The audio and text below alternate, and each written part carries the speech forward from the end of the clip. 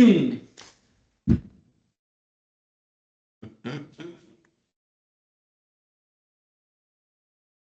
testing, testing. Webcast sur les maladies infectieuses. On débute dans 3, 2, 1. Bonjour tout le monde. Alors, nouveau format cette fois-ci pour les fameux webinaires. On voulait rendre ça plus convivial, plus facile de l'ajuster aux horaires. Alors, on a décidé de suivre la tendance et de produire un webcast sur des sujets donc variés qui concernent évidemment la médecine et le secourisme en région isolée. Donc, pour le lancement de cette nouvelle édition, aujourd'hui, on a choisi un nouveau sujet. Ce sujet-là, donc, qui intéresse beaucoup les gens parce que c'est quelque chose qui arrive très, très fréquemment, c'est la gestion des infections en région isolée. Alors, évidemment, je n'irai pas trop dans le détail parce que c'est notre invité qui va en parler. Donc, je vous présente sans plus tarder Dr. Éric Contant, qui est un de mes collègues, amis et maintenant co-directeur chez Sirius Medix. Dr. Éric Contant est un médecin qui pratique la médecine d'urgence. Il a commencé sa carrière en travaillant beaucoup dans les régions éloignées du Québec, notamment la baie James, autant du côté québécois qu'ontarien. Ensuite, fondé sa petite famille en émigrant en Islande, où il a travaillé pendant 5 années, je crois, à Reykjavik comme urgentologue, et est revenu donc parmi nous au Québec depuis quelques années avec sa petite famille et travaille maintenant comme urgentologue à Saint-Jérôme et ainsi que médecin aussi avec l'équipe d'évacuation médicale, aéromédicale québécoise, donc EVAC, le service d'évacuation médicale qui parcourt le Québec pour faire des transferts interhospitaliers. Sans plus tarder, donc, je vais laisser la parole au docteur Contant et on va y aller comme ça. Donc, soyez indulgents, c'est notre première tentative de webcast, donc il pourrait y avoir on pourrait s'échapper à l'occasion, mais on va essayer de faire ça le plus convivialement possible et rendre ça le plus intéressant possible. Alors, salut Éric. Yes, salut Marc, merci de l'invitation.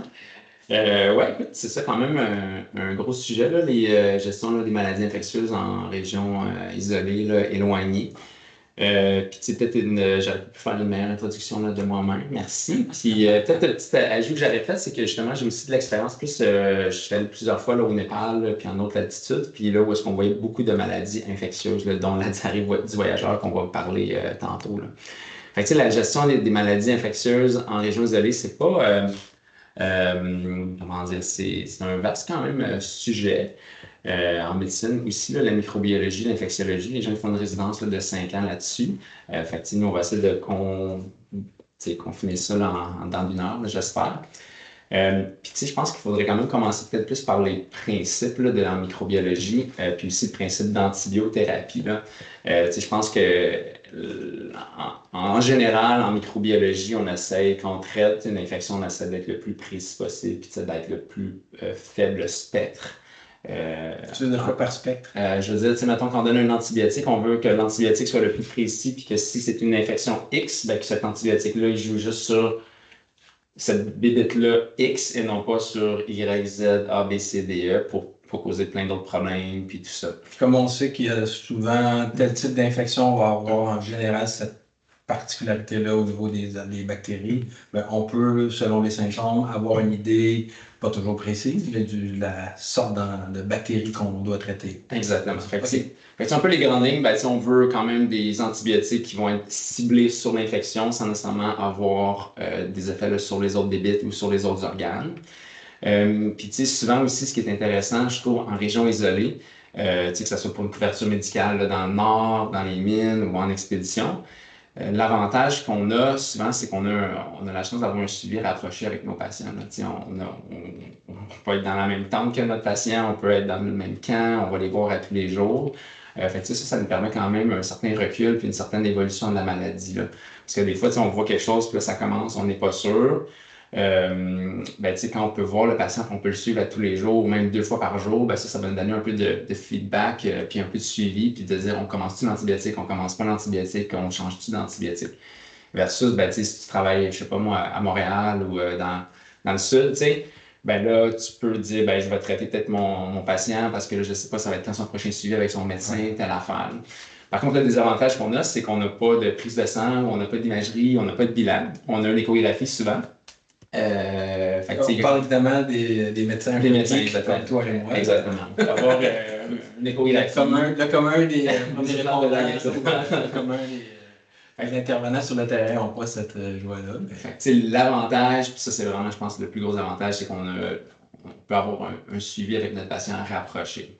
Mais le désavantage, c'est qu'on en termes d'investigation, d'imagerie, quoi que ce soit, on est vraiment limité en région éloignée. Ça, c'est un peu les grandes lignes, je te dirais, là, en termes de gestion des infections en région isolée. Une petite question, là, pourquoi, on attrape des infections? Qu'est-ce qui fait qu'à un moment donné, X, on va attraper une infection? Puis, j'imagine qu'on va en parler, mais c'est quoi les infections les plus fréquentes qu'on va retrouver? Je ne sais pas si c'était là que tu voulais aller d'emblée, mais les grandes familles, mettons, d'infections qu'on peut voir en région isolée. Je pense que, ce que moi j'ai vu le plus souvent, puis on voit justement un petit peu de pattern, souvent c'est les infections cutanées. Les infections ORL, pharyngite, ces choses-là. Infections cutanées, souvent parce que les gens, c'est des travailleurs, on est à l'extérieur, on se promène dans le bois, on s'accroche, on a une ampoule, l'ampoule est infectée. Tout ça, il y a aussi, des fois, peut-être l'hygiène est un peu moins bonne, là, on est dans un camp, on est en expédition. Fait que là, les bactéries vont un peu plus s'accumuler, puis s'il y a une petite plaie, la bactérie va être opportuniste. Les infections ORL, souvent, c'est une espèce de ORL, tu veux dire otorhinolaryngite, donc bouche, oreille, sinusite, otite, quoi que ce soit. Donc, tout ce qui touche les yeux, les oreilles, la bouche, la gorge. Exactement. Fait que ça, je pense que le plus grand facteur de risque, je pense, c'est probablement plus la promiscuité. Là, les gens qui sont un peu plus agglomérés, un virus qui rentre, telle affaire, puis là, une pharyngite, un streptocoque, puis là, finalement, 2-3 personnes, ils l'attrapent. L'autre chose aussi qu'on peut voir, c'est comme une grande catégorie d'infections, c'est les infections, je dirais, urinaires, surtout chez la femme, là, en expédition, en région éloignée. Il y a un changement des habitudes, quoi que ce soit, de l'hygiène. Fait que les bactéries peuvent être un peu plus opportunistes pour une infection urinaire. Les autres choses aussi, je pense qu'en expédition, surtout, peut-être plus en Amérique du Sud, en Asie, en Afrique, la diarrhée du voyageur, la tourista, puis on va en parler aussi, là, puis la forme plus sévère. Puis c'est quoi les autres choses qu'on peut voir souvent? Là, c'est sûr qu'on sort de la COVID, OK? Là, on ne parlera pas de la COVID, OK? Pour une fois, en 5 ans, exactement. Mais bon, le point est que souvent, c'est des gens qui habitent à différents endroits puis qui se ramassent dans un seul endroit, que ce soit dans un camp ou dans une expédition, puis ils font un petit bon sang. Fait que, on peut ramener là, des pathogènes, des bactéries ou des virus là, de différents endroits. Moi, ce que j'aimerais commencer, c'est qu'on va un peu y aller avec ces grandes catégories-là d'infections, mais le volet peut-être un peu plus, ma déformation urgentologue, c'est peut-être commencer par le pire scénario, exactement. Je pense que c'est important d'en parler parce que quand vous allez voir une infection, je pense qu'il faut quand même que des fois, il y a des drapeaux rouges qui s'allument. Fait que là, quand on parle d'infection sévère, puis que là, justement, les lumières rouges, les drapeaux rouges s'allument, puis là, il faut penser justement peut-être plus à évacuer un patient ou demander de l'aide. Je dirais, c'est tout ce qui est, mettons, sepsis, choc septique. Sepsis qui est défini un peu par une infection sévère qui amène une dysfonction des organes. Bon, ça, c'est la définition très médicale, là, textbook, là, tu ouvres ça. Qu'est-ce que ça veut dire? Qu'est-ce que ça veut dire pour la personne? Il va falloir qu'il y ait une infection, que ça soit suspecté ou confirmé. Puis là, une dysfonction des organes, souvent, ce qu'on va voir sans prise de sang, ça va être moins de sang dans un organe. Fait que moins de sang, mettons, dans un cerveau. Fait que la personne va être confuse, ralentie, va être un peu bizarre. Ça peut aller jusqu'à l'altération de l'état de conscience, quelqu'un qui est inconscient. Quelqu'un aussi qui va être un peu plus essoufflé, qui a une grosse infection au niveau de sa plaie, de sa jambe, puis là, il est en sepsis, là, son corps essaie de compenser, fait il va être tachycarde, son pouls va être en haut de 100 par minute. Sa pression peut être basse. Puis là, le patient va essayer de compenser, fait qu'il peut aussi devenir tachypnée, qu'on appelle, fait qu'il va respirer plus vite, plus que 20. En fait, c'est des signes de choc. Les signes de choc, exactement. Des patients aussi qui peuvent qui peuvent uriner moins, parce que là, justement, le sang est distribué ailleurs, fait qu'ils vont avoir moins de sang au niveau des reins, fait qu'ils vont uriner moins. Fait que des signes de choc, là.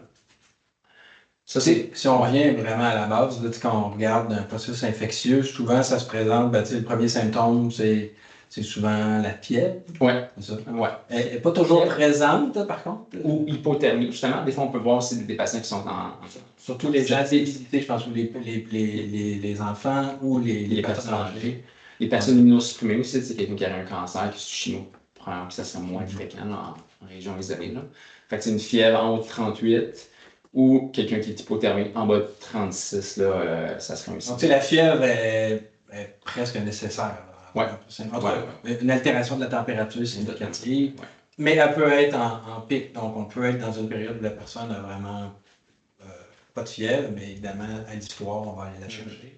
Ou éventuellement, on va les voir, des fois, les gens, ils se présentent devant nous, puis ils se mettent à frissonner, à avoir un gros frisson solennel. C'est ça. Fait que ça, je pense que c'est un red flag aussi, là, quand même, quelqu'un qui aurait comme des frissons solennels définis par comme des frissons qui est juste pas capable d'arrêter. Là, souvent, ça veut dire que l'infection s'est peut-être propagée là, dans son sang.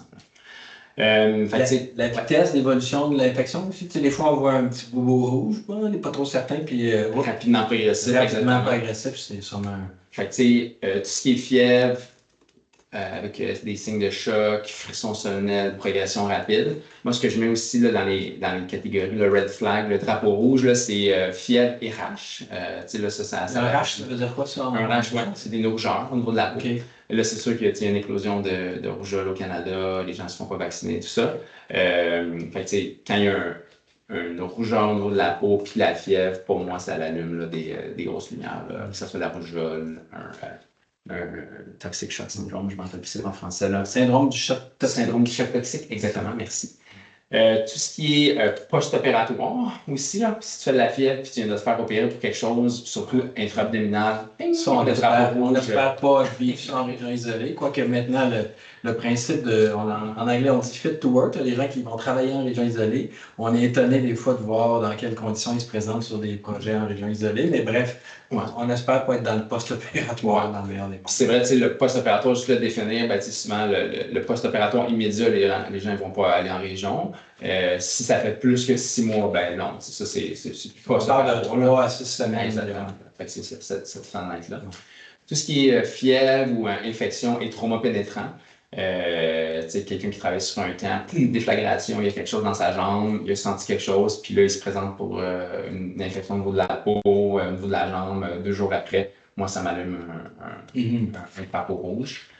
Tout ce qui est aussi suspicion là, des infections là, plus au niveau du cerveau, comme une méningite ou une encéphalite. Fait que quelqu'un qui a mal à la tête, qui a mal au niveau du cou, une rigidité au niveau du cou, qui fait de la fièvre, qui est confus. Là. Ça l'allume pour une méningite ou une encéphalite. Là.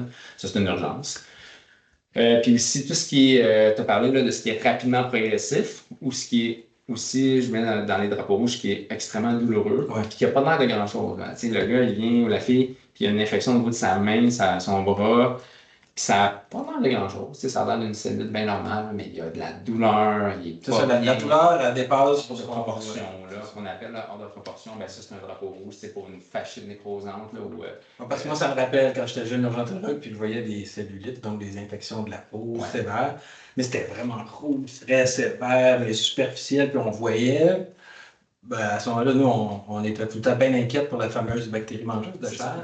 Mais ce que j'ai compris avec l'expérience, c'est que souvent, ceux qui sont très, très, très flamboyants externes, c'est rarement ceux-là.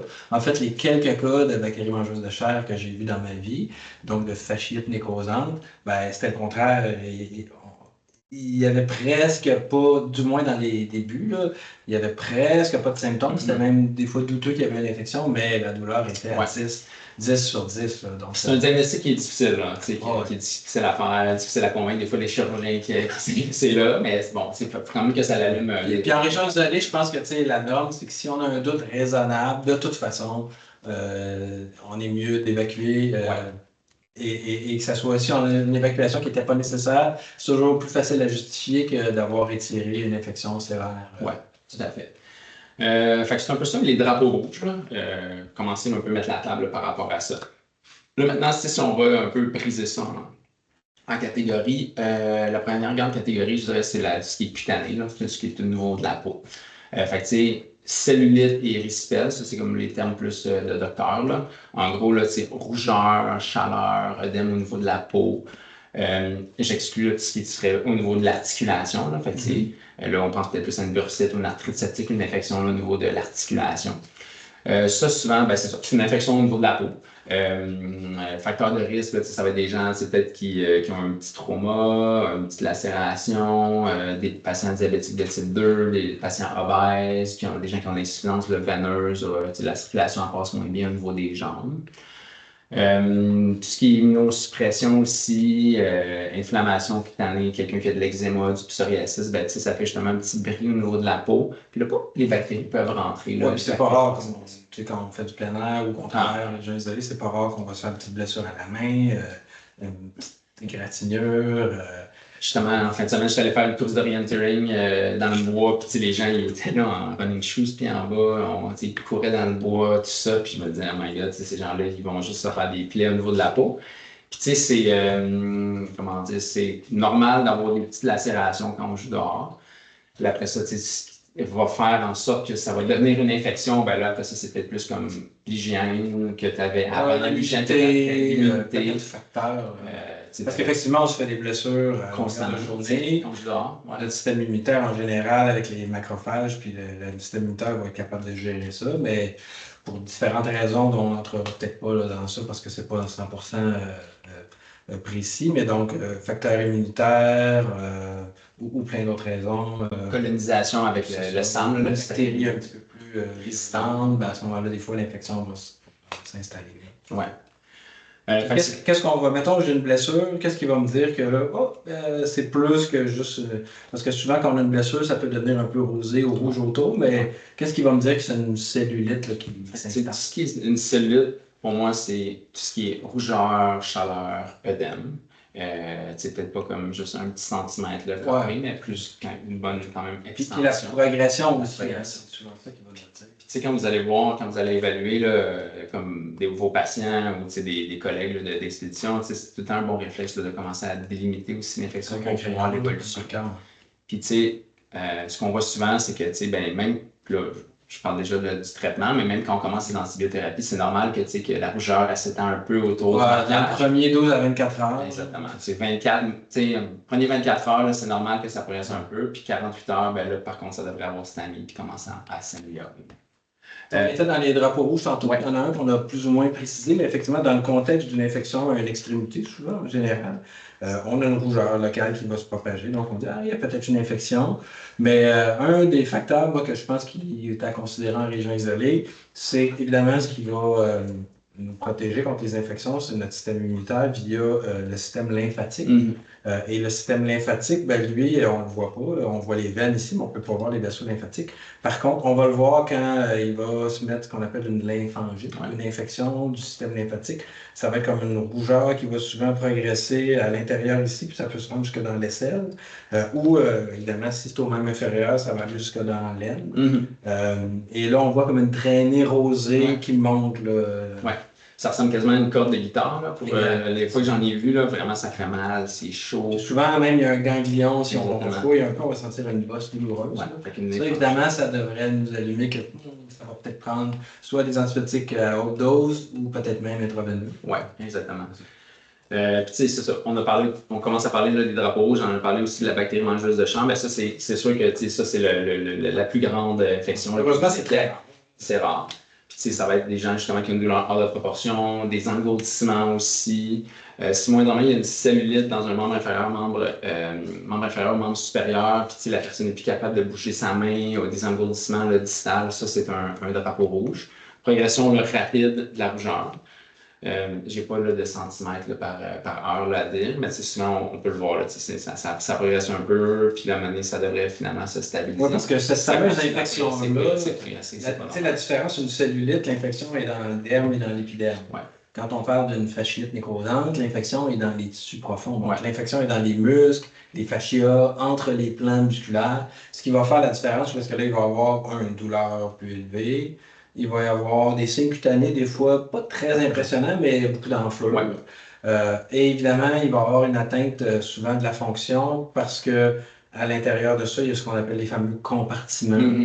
Et là, il va se créer une pression qui va s'élever dans les compartiments. Les compartiments, là, c'est comme le tunnel où est-ce que les muscles ils passent. Le fascia, c'est ça, ce qui retient un peu. Là, et quand la pression augmente, ben là, ça crée une ischémie, un manque de circulation qui va... c'est une bonne manière. La cellulite, c'est vraiment plus la surface de la peau, ça fait mal, c'est rouge, c'est chaud. La fascia nécrosante, ben, c'est plus profond, plus insidieux, on la voit moins, mais par contre, ça va peut-être plus atteindre les tendons, les nerfs, toute la circulation, parce que c'est là que les tendons sont. Exactement. Puis on en a parlé aussi, drapeau rouge, cellulite avec trauma pénétrant. Ça, c'est un autre drapeau rouge. Parce que là, le corps étranger a été mis profond. Exactement. Un des plus bels exemples, heureusement, les minous, c'est rare qu'on les amène avec nous en région isolée, mais une morsure d'un animal, c'est pas impossible. Et ce qu'on voit plus chez le corneille des mortels, c'est les morsures de chat, où est-ce que les petites dents pointues vont porter la bactérie qui s'appelle Pastorella, Multocida, qui va la porter très profond, et les gens font des infections épouvantables avec ça. Ça, tu as raison, c'est un autre drapeau rouge, une morsure humaine. L'humain est le mammifère le plus dangereux pour l'humain. Morsure de chien, morsure de chat, morsure de raton laveur. OK, c'est on aussi souvent ces temps-ci. C'est pas là, mais là, on a peut-être d'autres choses à gérer que la morsure. Bref, là, ça, c'est le genre de cas qu'il faut, je pense, qu'il faut discuter ou considérer une évacuation. C'est pour le tétanos, la considération pour la vaccination, puis les immunoglobulines pour la rage, qu'on rentrera pas, là, mais bon, ça, c'est un drapeau rouge.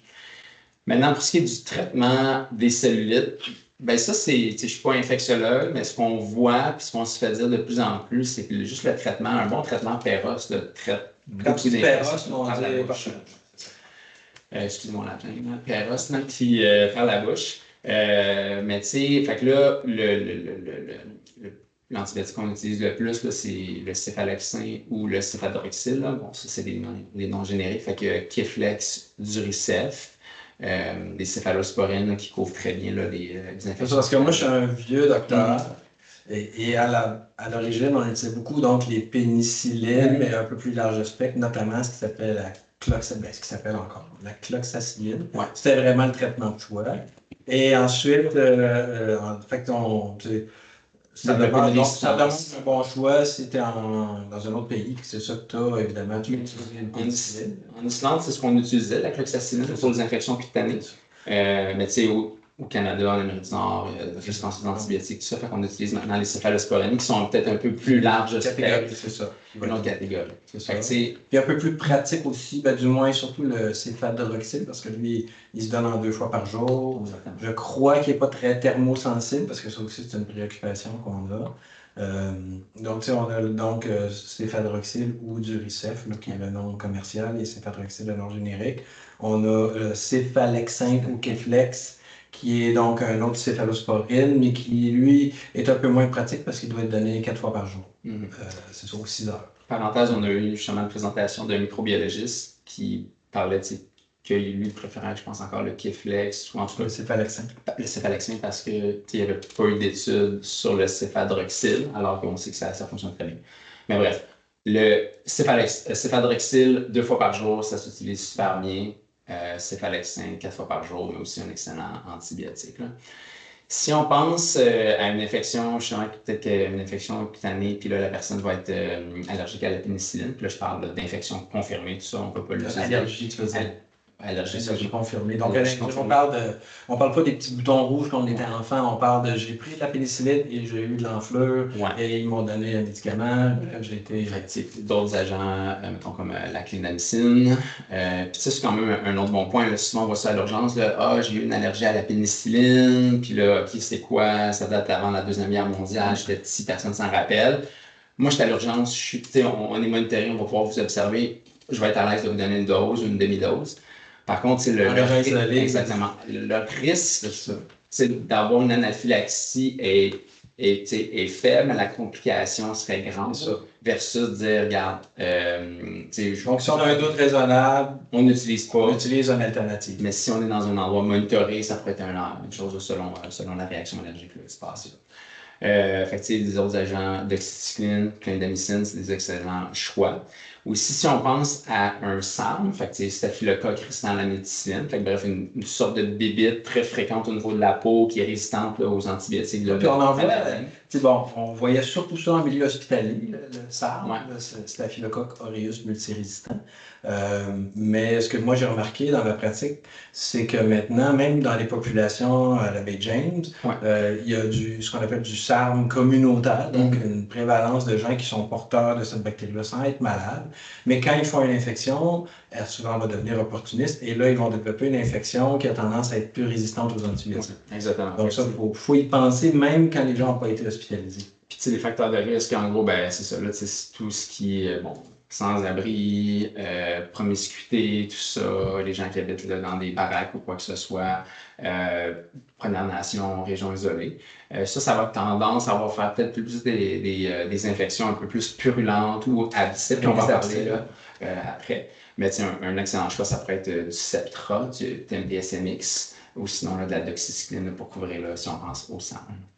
Si on résume un peu, au niveau des infections cutanées, il y a des traitements de choix qu'on appelle de première ligne. On a parlé de la pénicilline ou de la cloxacilline et on a parlé des céphalosporines, notamment céphaloxil ou cépalexin. Donc ça, c'est vraiment la ligne de base. Si on a une allergie à la pénicilline qui est pas mal claire et précise, ou si on a un doute raisonnable d'allergie à la pénicilline, bien évidemment, on ne donne pas de pénicilline. Les céphalosporines, on pourrait, mais il peut y avoir des réactions croisées, donc ça ne serait pas le premier choix, surtout si les gens ont fait une réaction très sévère. Si on fait une réaction pas très claire, je pense qu'on peut donner des céphalosporines sans trop inquiétude, parce que la réaction croisée est très lointaine. Mais par contre, si on a un doute donc très raisonnable ou élevé, c'est là qu'on va aller vers une alternative comme la clindamycine ou la doxycycline. Donc, ce que ça nous dit, c'est que quand on part en région isolée avec une trousse de médicaments et qu'on va être en soins prolongés et qu'on a besoin d'antibiotiques, ben, il faut discuter avec le médecin qui va supporter l'expédition ou qui va faire la prescription pour avoir peut-être quelques alternatives ou quelques choix. Puis, ce qu'il ne faut pas oublier aussi, c'est le traitement de base, là, d'élever le membre pour favoriser le drainage lymphatique, Tylenol, on peut mettre de la glace, compresse d'eau froide, là. Justement, cette semaine, j'en ai vu une patiente, là, elle vient, ça fait moins de 24 heures qu'elle a commencé son antibiotique. Elle a une infection au niveau de sa cheville, de la peau autour de son pied. Là, ça fait moins de 24 heures, pas pris d'anti-inflammatoire, pas pris de Tylenol, pas élevé sa jambe, puis elle vient parce que l'antibiotique ne fonctionne pas. Puis c'est comme, puis debout toute la journée. Debout toute la journée, exactement. Fait que c'est comme, attends, ça fait moins de 24 heures. Élève ta jambe, mets de la glace, des traitements de base. Là. Fait qu'il faut considérer ça aussi. Là. Parce qu'il faut améliorer tout ce qui va améliorer la circulation locale. Si on dit en haut du cœur, habituellement, là, pour favoriser le drainage lymphatique. Fait que là, peut-être pas 24 heures sur 24, au moins quand il dort. Exactement. Ça, la nuit, élever les jambes. Quand tu es au repos le jour, garder le bras sur un appui. Une légère compression peut aider, là, mais pas trop fort. Puis il ne faut pas évidemment bloquer, il faut qu'on puisse avoir accès à l'infection pour pouvoir la regarder. Fait que les soins non pharmacologiques, je pense que c'est un traitement de base. Ouais. Fait que ça, c'est un point. L'autre point aussi, restons là, dans les infections cutanées, c'est tout ce qui est abcès. Puis sans rentrer dans un cours là, de drainage d'abcès, mais un abcès, en gros, c'est une infection qui est localisée, purulente. Là. Fait que c'est vraiment une collection là, de bébites dans un endroit un peu encapsulé, puis là, il y a du pu. Okay. C'est quand même assez fréquent, là, les abcès cutanés. Puis tu sais, ce qui est un peu la conclusion, là, je pense que de l'abcès qu'il faut que les gens retiennent, c'est que quand tu as un abcès, si tu n'utilises pas des antibiotiques, il faut que tu draines. Ouais, c'est ça. Peu importe où l'abcès, des fois on va utiliser des antibiotiques, ça c'est sûr, mais tu sais, le traitement de l'abcès est le drainage. Le traitement de l'abcès est le drainage. Puis moi, j'en ai vu plusieurs cas de cellulites résistantes aux antibiotiques. Ça fait le 3e antibiotique qu'ils ont. Là, c'est rendu qu'il y a une infection autour de l'abcès. Puis là, je ne sais même plus quoi utiliser. Mais finalement, quand tu draines, puis tu vois le patient le lendemain, écoute, change drastique. On peut même, c'est important de dire que quand on a un abcès qu'on est capable de drainer ou qui va drainer spontanément. Parce que un abcès, c'est comme un volcan un peu, c'est-à-dire qu'au début, il va y avoir un peu de douleur, une légère rougeur, un bombement, mais éventuellement, le bombement va évoluer, il va pointer, donc la peau va devenir très amincie, un peu blanchie, puis on sait que la nature veut évacuer cette infection-là. Donc, des fois, on peut juste aider en désinfectant un peu, puis avec une petite aiguille ou avec quelque chose, une petite lame de bistouri. Surtout cette peau-là, souvent, elle n'est pas très douloureuse parce qu'elle est rendue tellement sous tension. On peut juste l'ouvrir un peu pour faire sortir le pus, ou ça va souvent se faire spontanément. Et là, des fois, le traitement est réglé, c'est-à-dire qu'il n'y a même pas besoin d'antibiotiques. Exactement. Puis, je pense que des fois, les gens peuvent essayer de le drainer ou de le squeezer là, par eux-mêmes. Aussi des compresses humides, là, des fois, là, juste ça peut, je pense que ça favorise le drainage spontané de l'abcès. On va quand même utiliser des antibiotiques des fois, si le patient il est diabétique, c'est ça. Les antibiotiques. On dit, là, règle un peu de pouce, là, si l'infection est plus de 5 cm autour de l'abcès, ben là, ça commence à être une bonne indication d'antibiotiques. Mais il faut que ça soit drainé. Ou une tentative de drainage, du moins. C'est sûr que quelqu'un qui n'est pas à l'aise de le faire ou que l'infection, des fois, on dit qu'elle n'est pas mûre encore. Même nous, à l'urgence, des fois, on le voit. Puis surtout maintenant, avec l'échographie, on peut tricher. Mais à l'époque, on s'essayait, puis des fois, il n'y avait pas de pus qui sortait. Donc, c'était comme un abcès en formation. À ce moment-là, des fois, on peut éteindre le feu avec un antibiotique. Ouais.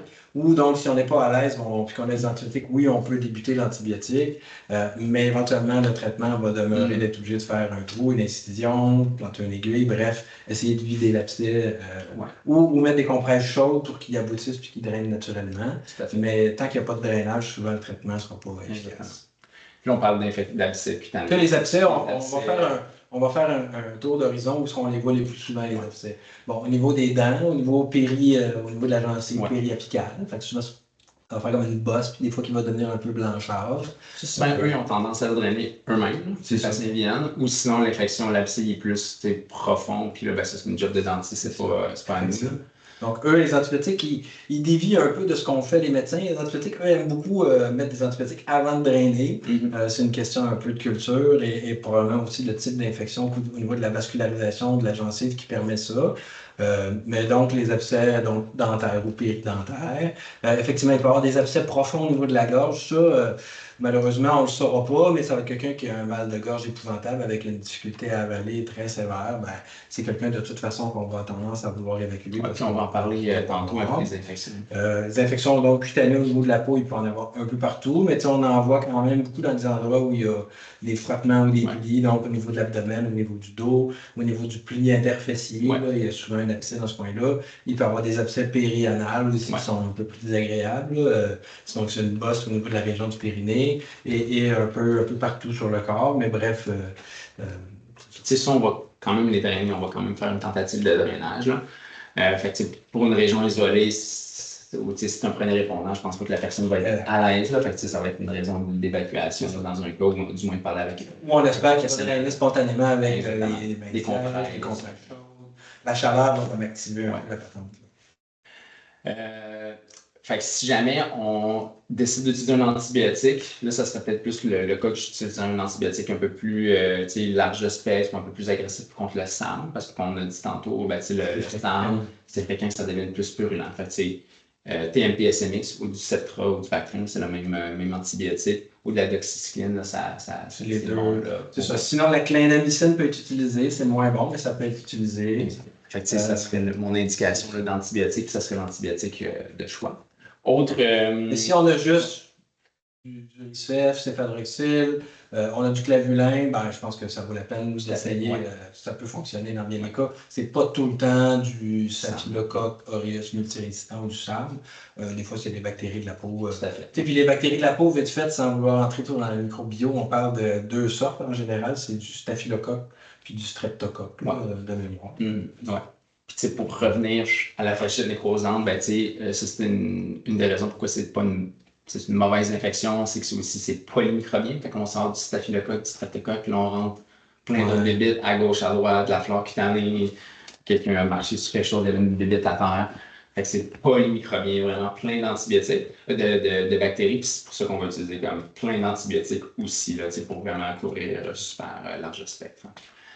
Si on reste au niveau cutané, je pense que c'est important quand même de parler là, des plaies et des lacérations, sans parler de comment réparer ou comment faire des points de suture, quoi que ce soit.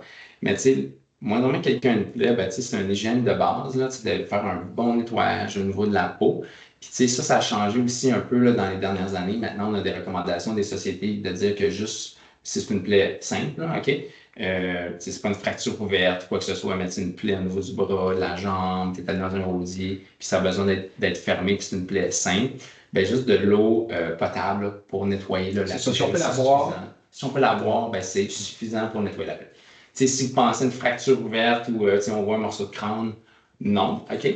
Je prendrais de l'eau stérile. Si j'étais en région éloignée, je m'assurerais que l'eau est comme bouillie. Puis, si on a de l'eau stérile, qu'on sait qu'on va refermer la plaie avec des sutures, c'est une plaie un peu sale, ben, why not? Mais on ne doit pas s'empêcher de faire une bonne irrigation. Initialement, ça va chauffer, ça va faire mal si le patient n'est pas anesthésié, mais juste ça va nettoyer le bébé. Effectivement, le pH du sérum physiologique n'est pas le même que l'eau.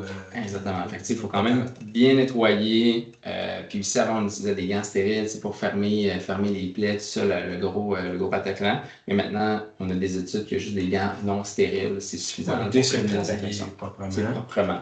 Un bon nettoyage avec de l'eau potable qu'on peut boire, des gants non stériles, puis on ferme la plaie, on couvre la plaie avec un pansement, ou on la ferme, selon les compétences des gens.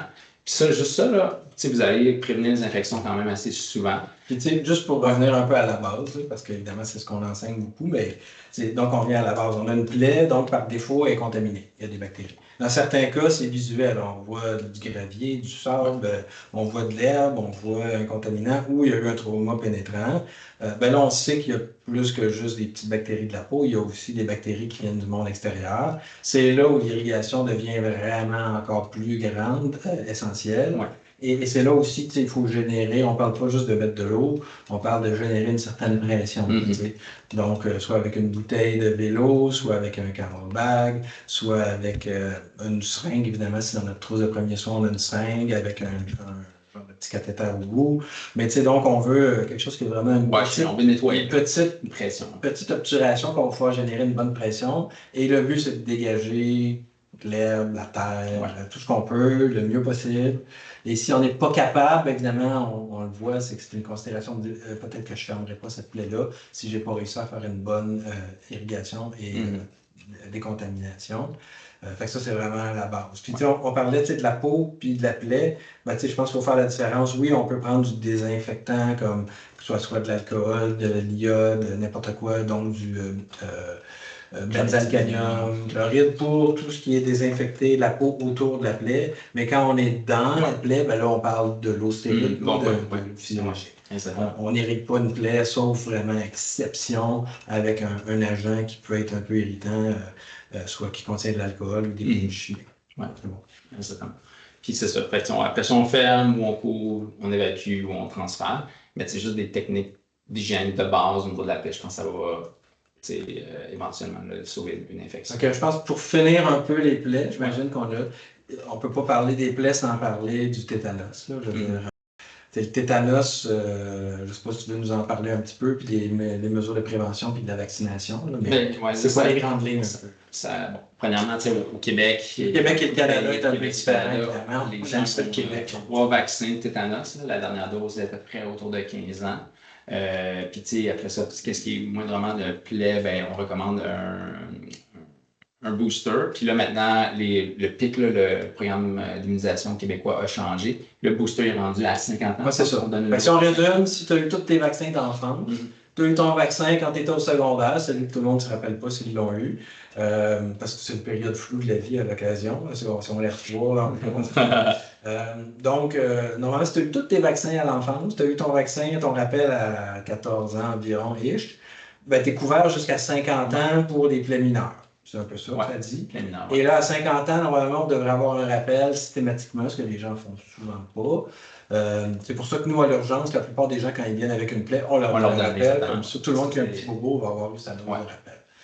Donc, ça, c'est au Québec. Si tu es ailleurs, au Canada, aux États-Unis, pour l'instant, les recommandations sont encore à chaque 10 ans d'avoir un rappel. Et bon, ces gens-là, on les attrape quand ils consultent à l'urgence. Fait que ça, donc, si tu as une petite plaie mineure, que ta vaccination est à jour, tu n'as pas de stress normalement. Une petite coupure avec un couteau, etc., une égraflure, etc. Si tu as une plaie, mettons un peu plus, tu sais, un clou qui était dans le sol, qui rentre dans le pied, euh, tu sais, ou une plaie très contaminée avec parce que le tétanos, lui, il se tient évidemment sur des objets dans le sol, etc. Euh, donc, et que ta vaccination, on va faire deux cas. Ta vaccination est à jour, mais tu as une plaie qui est vraiment très contaminée, puis qu'on n'est pas capable de la nettoyer comme il faut. On est sûr que ça va s'infecter. Et là, la personne est certaine, je ne sais pas, moi, elle venait d'une communauté où la vaccination n'était pas la mode à l'époque. Les parents n'ont pas été vaccinés, ou il y a eu seulement une dose. Bref, qu'est-ce qu'on fait avec ce cas-là particulièrement? Des cas de même à l'urgence, il va falloir leur donner le vaccin du tétanos. Puis là, il n'y a pas d'urgence, on est sur le terrain. Il faut décider qu'est-ce qu'on fait avec. Ça, c'est le genre de cas qu'il faut évacuer, là, malheureusement, parce que ces patients-là ont besoin du vaccin puis des immunoglobulines. Puis là, les immunoglobulines vont être données seulement là, dans un centre hospitalier. Les immunoglobulines, ça, c'est comme un genre de booster du système immunitaire, c'est-à-dire qu'on donne des anticorps directement qu'on injecte aux gens, c'est ça? Oui, exactement. Fait que, c'est un produit sanguin, c'est un dérivé là, du produit sanguin, puis ça se donne juste là, dans des hôpitaux. Fait que, donc, immunisation inadéquate ou absente, plaie très à risque, on évacue parce que ces gens-là ont besoin d'immunoglobulines et de la vaccination. Une plaie, la même personne avec une plaie mineure, normalement, ça va être la vaccination, mais s'il n'y a pas eu du tout de vaccination, ils vont devoir faire toutes les doses. C'est ça. Puis, je pense qu'il faut peut-être expliquer aux gens aussi que la vaccination, ça n'agit pas rapidement. Donc, si tu as une infection et que je te donne un vaccin et que tu n'as jamais eu d'immunité pour ça, le vaccin ne va probablement pas agir malheureusement là. Si tu as eu 2 ou 3 doses et qu'on te donne un booster, probablement qu'il va avoir un certain effet, mais encore là, la vaccination agit tardivement, l'infection, elle progresse rapidement. Donc, la morale, c'est que si tu vas en région isolée, que tu vas jouer dans le bois, puis que tu joues avec la terre, puis des couteaux, puis des objets tranchants, ben, je pense que de se faire vacciner, c'est pas mal essentiel. Ça peut gâcher un voyage, ça peut nécessiter une évacuation pour quelque chose qui n'aurait pas dû. Fait que là, bougeons là, de la peau plus au niveau de la sphère ORL, fait otorhinolaryngologie, fait tout ce qui est nez, bouche, otite, infection au niveau de l'oreille. On voit quand même beaucoup, je dirais, de problèmes là, de pharyngite au niveau de la gorge, je trouve, en région éloignée, pour différentes raisons. Parce que, premièrement, c'est fréquent. Le pharyngite, le mal à la gorge, ça peut être aussi juste un virus, là, le virus commun, là, le rhume là, qui fait mal à la gorge, les gens coulent du nez. C'est fatigant, ça fait mal. Les gens, comme c'est incommodant, ils ont de la misère à avaler. Fait que là, le problème, c'est que, bon, souvent, en région éloignée, on va pas avoir de test là, de culture là, pour savoir si c'est un streptocoque ou même un test de culture rapide, là, on va prendre pas en avoir. Là. Fait que là, il faut un peu se guider par rapport aux plaintes du patient et ses facteurs de risque. Fait que souvent, les gens vont avoir mal à la gorge. OK. Qu'est-ce qui va être plus viral? Ben, les gens ils vont avoir le nez qui coule, ils vont avoir un peu mal partout, mal à la gorge, ils vont tousser. Fait que ça, c'est comme un rhume, puis tu as mal à la gorge, puis juste. Mais ça m'amène à. C'est un peu niaiseux qu'on n'en ait pas parlé au début, là, mais je trouve que la sphère ORL amène beaucoup à ça, de peut-être rapidement faire une distinction aussi, virus, bactéries. Là. Sans embarquer dans un cours de microbio 101, on va dire microbio pour les nuls. Virus, bactéries, lequel a besoin d'antibiotiques? Ouais, ben laisse-moi. Les bactéries. Non, t'as raison. Les antibiotiques, c'est pour les bactéries. OK, c'est ça. Biotiques, bactéries. Après ça, si je veux traiter un virus, la plupart du temps, ça va être soit rien. ou les antiviraux. OK. Mais même à ça, les antiviraux, on n'en a pas une tonne. Les antibiotiques, là, que là, on peut se dire, hey, ça, c'est telle élite, on va comme ça. C'est parce que contre un antibiotique peut traiter plusieurs bactéries. Un antiviral va traiter juste un virus. Donc, si tu as un virus d'herpès que tu veux traiter, tu vas prendre un antiviral qui traite l'herpès. Si tu veux traiter la COVID, tu vas prendre. Donc, c'est beaucoup plus compliqué, les virus. Mais heureusement, la plupart se traitent avec pas de médicaments. Oui, puis après ça, ben, je pense qu'encore une fois, la base rhume versus grippe, là, un rhume, ben, c'est un virus, le nez qui coule, mal à la gorge, mal aux oreilles un peu, tout ça. Grippe, ben, c'est l'influenza. OK, fait que, les gens ils vont avoir mal à la gorge, mal à la tête, des frissons, grosse fièvre, alité. Tu te sens pas bien, c'est ça la grippe. Un peu comme la COVID. La COVID, c'est comme une grippe. Fait que, les deux, ça reste des virus, le rhume et la grippe, mais c'est pas la même affaire. Quand tu as la grippe, tu restes chez vous, puis tu frissonnes dans ton lit. De la fois que tu l'as eu. Exactement. Tu l'as moins souvent dans ta vie. Versus un rhume, on dit que les enfants, je pense, en moyenne, ils l'ont 7 fois par année. Là, ils vont en garderie, t'as l'enfant joue avec les amis. Là. Fait que souvent, fait que, rhume, grippe, antibiotiques, antiviraux. Ça, c'est les 4 points qu'on voulait parler aussi. Fait que là, si on vient à la pharyngite, moi je parle de pharyngite streptocoque, là, vraiment celle qui fait mal. Tu regardes dans la bouche, là, les amygdales sont grosses, sont enflées, il y a du souvent c'est blanchard. Les gens, tu peux leur palper leurs couilles, ils ont des ganglions. Ils n'ont pas le nez qui coule, ils n'ont pas tout. C'est vraiment une pharyngite. Des fois, ils ont une fièvre aussi. De la fièvre, exactement. On n'a pas la culture, on n'a pas le test. On va regarder le test de Centaure, là, qui est une espèce d'algorithme. Je pense que quand tu as tous les critères, tu as 50% de chance. C'est comme flipper un médecin dessous. Bref, les critères de Centaure, c'est pour dire, OK, c'est vraiment plus une pharyngite à une bactérie versus un virus. Les gens vont avoir de la fièvre, ils vont avoir du pus sur les amygdales quand on ouvre la bouche, des ganglions ici au niveau du cou, plus en antérieur.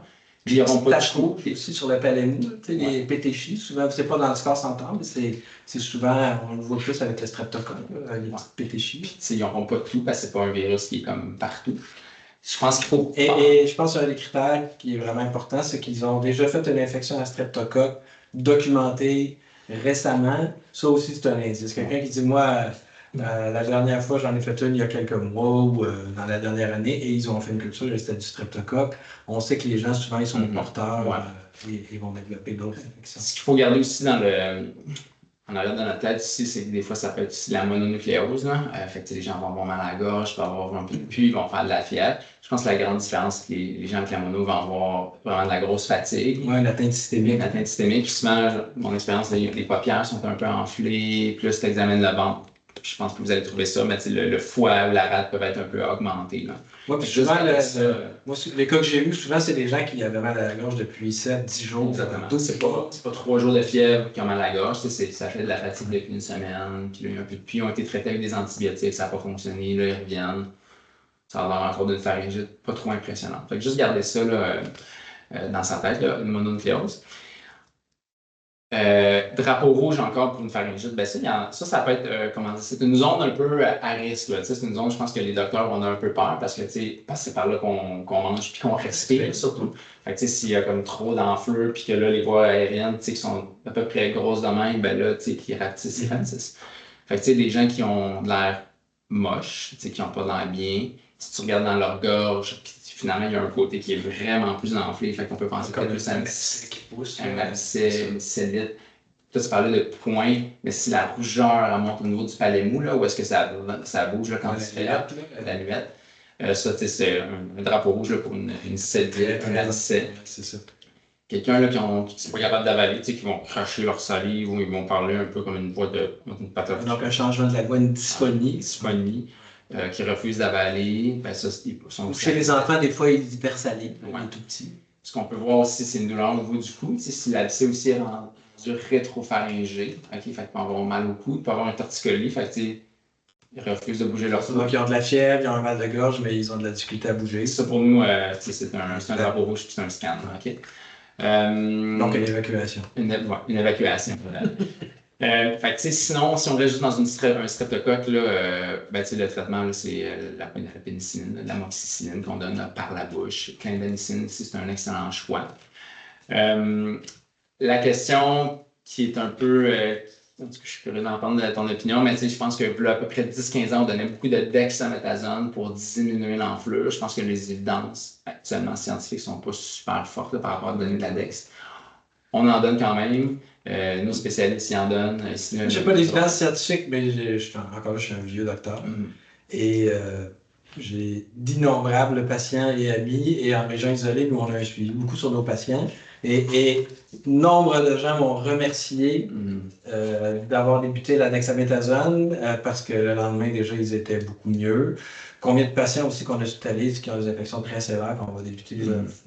Alors moi, j'ai peut-être j'ai pas lu la littérature scientifique là-dessus, mais j'aurais beaucoup de difficulté à ne pas donner de la dexaméthasone à quelqu'un qui a voyons, une difficulté à avaler très sévère, parce que je vous dirais que souvent, en dedans de 1 ou 2 doses, les gens vont beaucoup mieux. Bon, ils n'ont pas dormi de la nuit parce que ça stimule.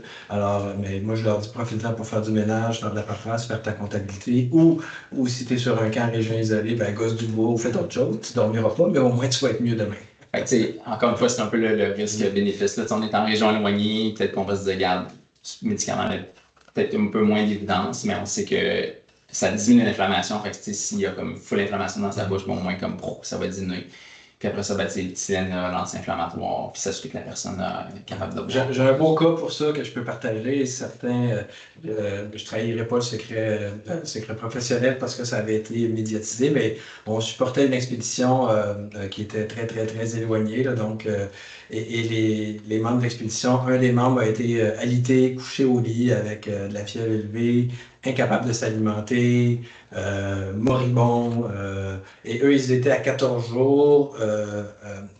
14 jours de distance pour revenir à des secours, donc un bateau qui les attendait. Et là, lui était incapable de se déplacer, il n'avait pas pu s'alimenter, était fiévreux, donc bref, c'est un peu une catastrophe. Et il m'appelle par téléphone satellite et me raconte un peu l'histoire. Évidemment, on n'avait pas de diagnostic. Ça semblait, c'était une infection de la gorge évidemment sévère. On appelait ça en anglais les kissing tonsils. Les amygdales étaient tellement gonflées qu'ils se touchaient. Donc, il y avait une infection de la gorge, qu'elle soit virale ou bactérienne, c'était impossible à dire. Et heureusement, eux, ils avaient donc de la dexaméthasone, ils avaient des antibiotiques, mais il y avait même de la difficulté à l'avaler, mais tout ça pour dire qu'on a débuté le traitement. Et dès le lendemain, il a commencé à pouvoir s'hydrater, reprendre un peu des forces. Ils ont pris une journée de plus de repos pour pouvoir qu'ils reprennent un peu plus de force. Et après ça, ils ont dû refaire le 14 jours pour évacuer, pour sortir avec de peine et de misère. Mais je dirais que cette fois-là, peut-être que c'est pas la dexaméthasone, peut-être que c'était juste dû, mais ça a été vraiment un effet. Et cette personne-là, quand je la recroise, m'en parle encore. Alors, les gens partent toujours en expédition avec la dexaméthasone. C'est un excellent médicament, mais c'est ça, c'est qu'il y a plein d'effets secondaires qui diminuent l'inflammation. Fait qu'on peut utiliser dans la région éloignée. L'autre catégorie qu'on voit souvent en région, là, c'est les infections dentaires. Dans les infections dentaires, là, souvent, on est en région éloignée, les gens travaillent sur des camps, tout ça. Peut-être pas nécessairement la meilleure hygiène buccale, ils peuvent avoir des caries, puis là, bon, finalement, la dent commence à faire mal. Il peut y avoir une petite inflammation au niveau de la gencive, un petit pu, une petite collection blanche, là. Puis là, les gens viennent parce qu'ils veulent avoir des antibiotiques. Ça, je pense que c'est une plainte quand même assez fréquente là, en région éloignée. Puis là, on se ramasse en se disant, OK, premièrement, je pense que tu as besoin, avant les antibiotiques, c'est de voir un dentiste, OK? Puis c'est une bonne hygiène buccale. Après ça, c'est nettoyage au niveau de la bouche, là, avec de l'eau saline ou des espèces de solutions de rinçage de bouche. Puis là, après ça, quand est-ce qu'on donne des antibiotiques? C'est sûr que quand on est en région éloignée puis que la personne arrive avec une douleur dentaire, je sais pas pour toi, mais je suis coupable de ça. Souvent, on fait juste traiter avec des antibiotiques. Oui, de toute façon, on sait que le dentiste ne va pas traiter si les gens ne sont pas déjà sous antibiotiques dans la majorité des cas. Alors, j'ai tendance à partir des antibiotiques. Il y a récemment une carie. C'est sûr, c'est une fracture de dent ou un trauma. Ça, c'est une autre affaire. C'est sûr, ça va faire mal. OK? La dent est exposée, mais sinon, c'est juste une carie, ça fait mal. Des fois, ils peuvent avoir un peu d'inflammation. On donne des antibiotiques, hygiène buccale, puis il faut que tu sois un dentiste. Puis je suis d'accord que les dentistes, souvent, ils vont les voir en dedans de 7 à 10 jours parce qu'ils veulent calmer l'inflammation, l'infection avant de faire leur magie. Là. Les drapeaux rouges, par contre, moindrement, tu commences à avoir une infection, tu as une suspicion d'infection dentaire, puis que là, tu as une cellulite au niveau du visage, que ce soit au niveau du mandibule, une enflure au niveau de la bouche, au niveau de l'œil. Le drapeau rouge, si tu as des engourdissements, si tu n'es pas capable d'ouvrir ou de fermer ta bouche, c'est ton occlusion, ta bouche est même, puis là, tu refuses de bouger, ça, c'est un drapeau rouge, cette personne-là, il faut qu'elle soit évacuée. Justement, une difficulté à avaler avec un mal de dents. Parce que des fois, l'infection va se propager entre les plans, et l'abcès va commencer là, mais va éventuellement migrer puis descendre plus bas. Refuse de bouger ton cou. Ça, c'est les drapeaux rouges, besoin d'une évacuation. Tout le reste, les douleurs dentaires, c'est Tylenol, anti-inflammatoire, antibiotique. Topique aussi, donc oragel, l'huile de clou de girofle, le génol, qui va soulager. Ou si tu as juste, mettons que tu es dans un camp et que le chef a des clous de girofle, ben, tu prends des clous de girofle, tu les mets, tu les appuies, puis avec l'humidité, ils vont tranquillement se ramollir et l'effet du clou de girofle va quand même causer un analyse. Des poches de thé aussi, thé, mais le thé genre red rose, là, vraiment le classique que tu retrouves sur les camps. Donc tu veux mettre des poches de thé, théine, ça va agir un peu, mais bon. Ça peut être des traitements de grand-mère, mais des fois en région isolée, c'est seulement ça qu'on a. Fait que, tu sais, sinon, antibiotiques, ben, ça va être amoxicilline, clindamycine ou clavulin, l'amoxicilline bicavinate. Infection urinaire. Attends, Ouais. ORL, je pense que, tu sais, bon, il y a des choses qu'on peut plus ou moins diagnostiquer parce qu'on n'a pas toujours les outils, mais il y a la fameuse otite qui est assez fréquente aussi. Bon, tu sais, je pense qu'il faut démystifier l'otite moyenne de l'otite externe. Ouais. Puis ça, on peut faire une distinction un peu avec un examen clinique pas très compliqué ou avec une histoire. Tu sais, l'otite externe, ça touche donc le conduit auditif externe, des fois le pavillon, etc.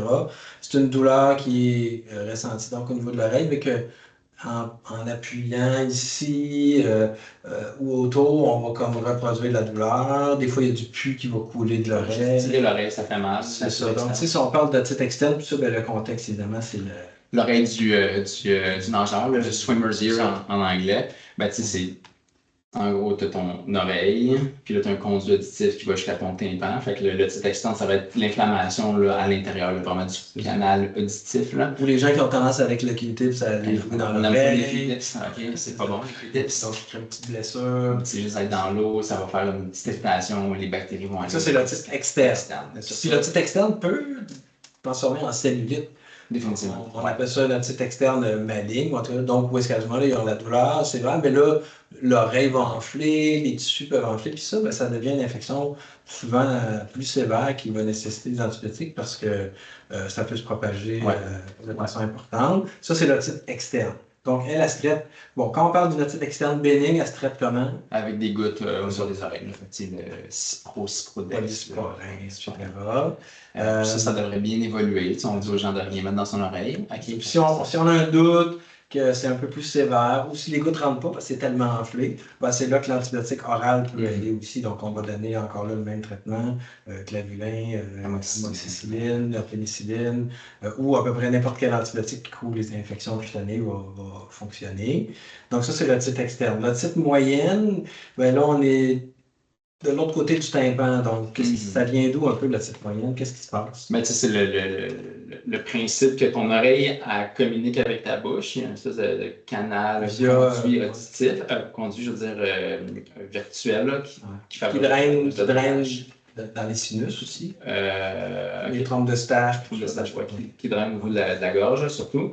Puis là, ben, des fois, c'est un peu enflé, puis là, les bactéries restent, là, ou les virus, parce qu'il faut avoir des otites moyennes virales. Souvent, c'est plus ça chez les enfants.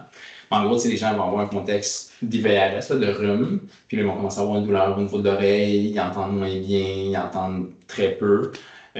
Puis là, c'est ça, si on a un otoscope, on peut regarder dans l'oreille, ben ça, c'est la victoire. Tu regardes, c'est-tu rouge, c'est-tu enflé. Mais souvent, on n'a pas ça, isolé. Fait que là, on va falloir commencer un peu à se dire, ben là, c'est une suspicion forte d'infection au niveau de l'oreille, de ton otite moyenne. Fait que contexte d'IVRS, de rhume, tu as mal à ton oreille, tu entends moins bien, ben ça, si t'es pas capable de regarder dans l'oreille, je pense que c'est raisonnable de donner des doses. Surtout si souvent on peut se donner 24-48 heures. Parce que l'otite moyenne, des fois, dès que la congestion va se libérer, des fois, la pression diminue. Mais si au bout de 24-48 heures, il n'y a pas d'amélioration ou ça progresse, je pense que c'est raisonnable de traiter, comme on dit dans le jargon médical, de façon empirique. Parce qu'on ne peut pas voir, mais on suspecte fortement de ça. Puis au Québec, on a des problèmes de vaccination. Fait que tout ce qui est bébite vraiment dangereuse, là, pour que cette otite-là ne progresse pas, ben, en théorie, les gens sont immunisés avec la vaccination. Mais c'est sûr, si tu es dans un endroit où les gens ne sont pas vaccinés, ou est-ce que c'est un patient qui est immunosupprimé, un patient que justement, se pense à une otite moyenne, puis c'est rendu au niveau de son oreille ou son mastoïde, fait qu'il y a une rougeur derrière son oreille, ben ça, c'est des drapeaux rouges là, pour une évacuation. Voilà, de toute façon, c'est les mêmes drapeaux rouges qu'on a dit, altération de l'état de conscience, fièvre élevée, mal de tête vraiment très, très sévère. Ben, évidemment, il faut évacuer. Ouais. Fait que ça, c'est pour le titre. On a couvert le titre, on a couvert, bon, puis tu sais, rapidement, la fameuse sinusite, là, tu sais, c'est sûr qu'encore là, on se complique un peu la vie. Mais la sinusite, c'est le fameux rhume où est-ce qu'on a de la congestion, puis de la douleur, puis souvent un petit mal de tête. Puis quand est-ce qu'on va donner des antibiotiques à une sinusite? Ben, c'est sûr que le critère numéro 1, ça va être la fièvre. Là. Fait que, fièvre puis douleur persistante là, au niveau des sinus, là, ça, c'est une indication d'antibiotique. Souvent, ce qu'on voit, c'est que les gens ils ont comme un peu le nez congestionné, une douleur faciale, une douleur au niveau des dents, ils ont fait un peu de fièvre, là, ils ont arrêté de faire de la fièvre, puis là, ils viennent à l'urgence pour avoir un antibiotique. Puis là, on était un peu pris parce que là, on se dit, ben là, t'as-tu essayé ton Nasonex, ça, c'est ton sinus rince, vraiment comme pour décongestionner, faire sortir. Parce que la douleur est aussi par la pression, tout simplement. Il y a plus de drainage, une congestion. Fait qu'il faut vraiment relâcher la congestion, puis un peu faire une espèce de nettoyage, un wash. Mais là, les gens souvent ont une attente un peu d'avoir des antibiotiques. Puis là, notre rôle, c'est là un peu de dire, ben non, c'est juste un virus, c'est juste une sinusite, fais ça, ça, ça. Par contre, il peut y avoir des indications d'antibiotiques. Si tu fais de la fièvre, puis la douleur la persiste. Après un certain temps, comme même en région isolée, on va avoir des critères. Les critères, l'INES, c'est combien? 7 à 10 jours? Il faudrait que je regarde, même si c'est 5 jours. Là, mais...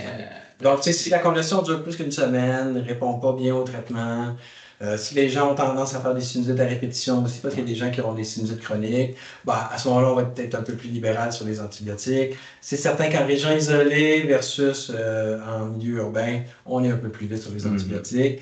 Mais tout ça, je pense que si on résume la sinusite, c'est que c'est souvent viral. La majorité n'ont pas besoin d'antibiotiques. Mais dans certains cas, si ça dure plus longtemps, s'il y a des symptômes systémiques associés, s'il y a vraiment une douleur sévère, ben, on va les traiter. C'est un peu ça. Ouais. Okay. Ouais. Puis les antibiotiques, c'est tout le temps les mêmes là, au niveau de la sphère là, de la gorge puis du nez. Fait que amoxicilline, clavulin qu'on va donner. Là. On va parler vite fait du clavulin. Parce que c'est évidemment, si j'avais un seul antibiotique à amener avec moi, on en parle plus long. On en parle plus long, c'est bon. On en parle plus long. Là, ça fait comme 1 heure. Ouais. Fait que je pense que je parlerai juste de la diarrhée du voyageur, puis après ça, de l'infection sévère.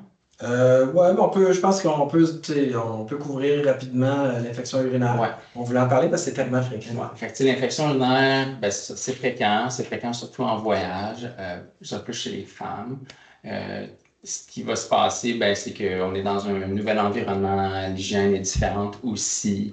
Fait que, ça favorise peut-être un changement au niveau de la flore vaginale aussi, tout ça. Puis là, ben, les bactéries peuvent remonter plus au niveau de l'urètre puis faire une infection urinaire. Fait que c'est un peu ça, les grandes lignes là, chez l'infection urinaire en expédition ou en région éloignée. Surtout plus chez la femme. Parce que l'urètre est moins longue, donc les bactéries peuvent facilement remonter jusqu'à ici. Ce qu'on va voir, c'est des infections urinaires qu'on appelle basses, fait que c'est juste au niveau de la vessie. Fait que ça brûle, tu vas plus souvent, tu as un peu mal dans le ventre. Tu peux uriner des fois peut-être un peu plus. En général, pas de fièvre, avec une infection basse. Pas de fièvre, exactement. Là, quand on parle, fait que ça, souvent, c'est un traitement antibiotique par la bouche de comme 3 à 5 jours. Des fois, on a de la phosphomycine qui est une espèce de poudre, c'est une dose, c'est tout. C'est une infection pas très sévère qui est basse, une antibiothérapie par la bouche de courte durée. Là où est-ce qu'on parle d'infection un peu plus? Puis si on revient, chez la femme. C'est ça. Chez la femme, infection urinaire basse probable à cause des symptômes, ou la personne en a déjà eu, elle reconnaît les symptômes, elle dit ben, j'ai eu la même chose. Donc, on dit, OK, infection bénigne.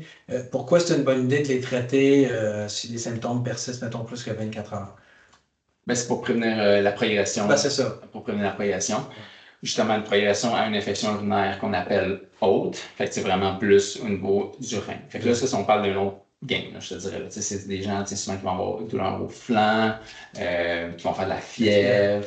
Ils peuvent être moches, là, parce que là, l'infection est rendue au niveau du rein. Oui, puis le rein, ben, il filtre le sang. Le sang. Donc, les bactéries peuvent aller dans le sang. Fait que là, on parle d'antibiothérapie. Souvent, péros, quand même par la bouche, mais de plus longue durée. Fait que on parle de 7 jusqu'à 14 jours chez la femme. Okay. Où est-ce que ça devient plus un drapeau rouge? Ben, c'est chez l'homme. Il faut s'assurer qu'il n'y a pas une prostatite. Fait que, en termes d'infection au niveau de la prostate qui là, aurait remonté. Fait que là, quand on parle de prostatite, on parle de traitement de 14 à 28 jours.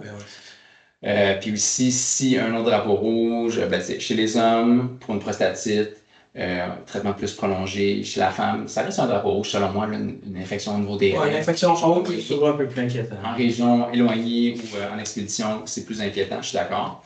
Puis aussi, si on pense qu'il y a une pierre au rein, ben là, ça, c'est évacuation. C'est ton billet gratuit d'évacuation. Ouais, sauf que ça, on ne le saura pas. On ne le saura pas. La personne va avoir une douleur disproportionnée, peut-être qu'il pourrait nous allumer. Histoire on a déjà fait des pierres au rein. Histoire de pierre au rein multiple, ou qui a commencé juste en ayant plus de la douleur, ou une douleur au niveau du flanc, sans fièvre, ça a duré quelques jours, on est neuf, puis là, il se met à faire de la fièvre.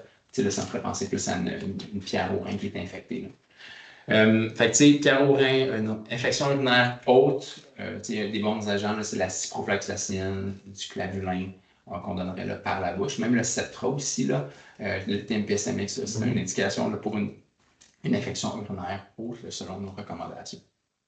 Si on résume, infection basse, c'est des symptômes mineurs, irritation, augmentation de la fréquence urinaire, brûlement mictionnel, des fois même un peu de sang, mais douleur pas de fièvre. abdominale basse, Mais pas de fièvre. pas de fièvre. Et des fois une histoire qu'on en a déjà eu. Infection urinaire haute, ben là, tu sais, c'est douleur au flanc, fièvre élevée, douleur au flanc, punch canal, fait que tu vas dans le dos, là, proche de la colonne. Ouais, ben, je vais montrer un punch renal.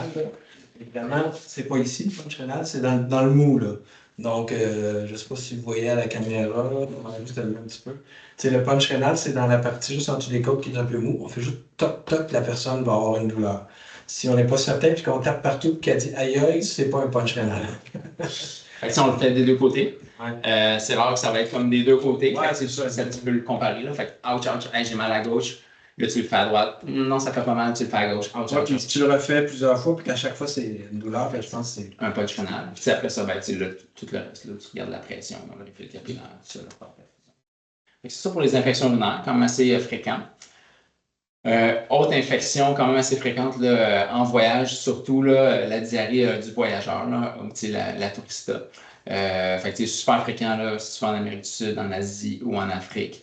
Ça peut être viral ou bactérien. En gros, la définition d'une tourista de la diarrhée du voyageur, ben, c'est qu'est-ce qui est des selles qui sont non formées en voyage ou après le retour du voyage. Okay? Fait que c'est de la diarrhée ou quoi que ce soit. Puis ça, ben, ça part de léger à comme extrême, je te dirais.